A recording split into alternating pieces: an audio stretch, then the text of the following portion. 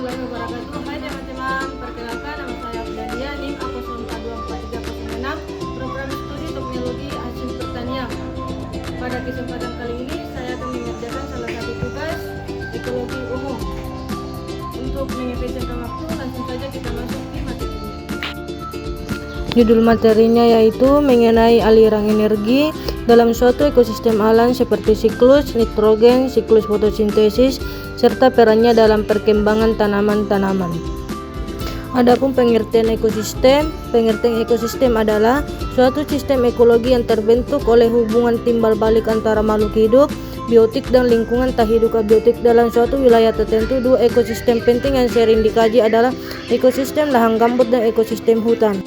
Dua ekosistem yang dikaji yang pertama yaitu ekosistem lahan gambut. Lahan gambut adalah ekosistem basah yang terbentuk dari akumulasi bahan organik yang membusuk secara perlahan di lingkungan yang jenuh air. Yang kedua, ekosistem hutan.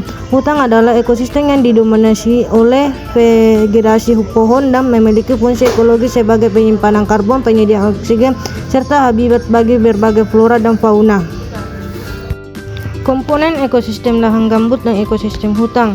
Yang pertama, komponen lahan gambut, biotik, flora pohon rawa, pakis, lumut, dan tanaman khas gambut seperti ramin dan jeletung, fauna harimau Sumatera, orangutan, burung rangkon, ikan gabus, dan berbagai serangga unik, mikroorganisme, jamur, dan bakteri pengurai bahan organik abiotik. Tanah berupa gambut yang kaya akan bahan organik tetapi miskin unsur hara, air cenderung asam dengan pH rendah, iklim tingkat curah hujan tinggi dan suhu hangat. Faktor yang mempengaruhi keseimbangan ekosistem lahan gambut: faktor alam, curah hujan, suhu, kebakaran alami. Faktor manusia: pengertian lahan untuk perkembangan, pembakaran hutan, eksploitasi sumber daya, keberadaan flora dan fauna, interaksi antara tumbuhan, hewan, dan mikroorganisme, dan menjaga keseimbangan ekosistem.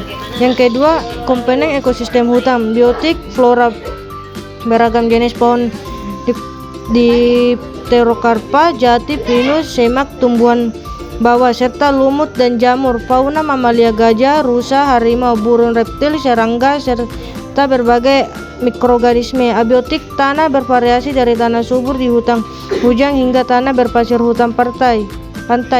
Air tersedia dari hujan dan aliran sungai. Iklim bergantung pada jenis hutan, misalnya hutan hujan tropis memiliki kelembapan tinggi dan curah hujan.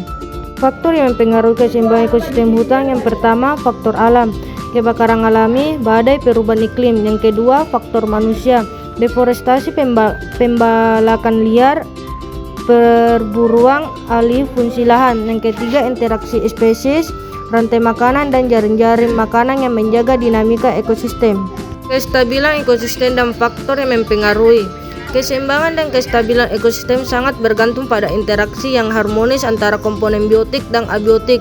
Beberapa faktor utama yang mempengaruhi kestabilan ekosistem meliputi: yang pertama, keanekaragaman hayati. Semakin tinggi keanekaragaman hayati, semakin stabil ekosistemnya.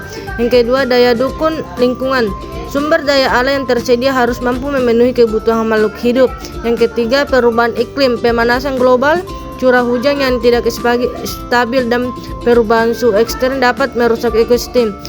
Yang keempat, campur tangan manusia, eksploitasi berlebihan, pencemaran, dan deforestasi dapat menyebabkan ketidakseimbangan ekosistem. Keseimbangan dan keberlangsungan ekosistem alam. Siklus nitrogen. Siklus nitrogen merupakan salah satu contoh aliran energi dalam ekosistem alam.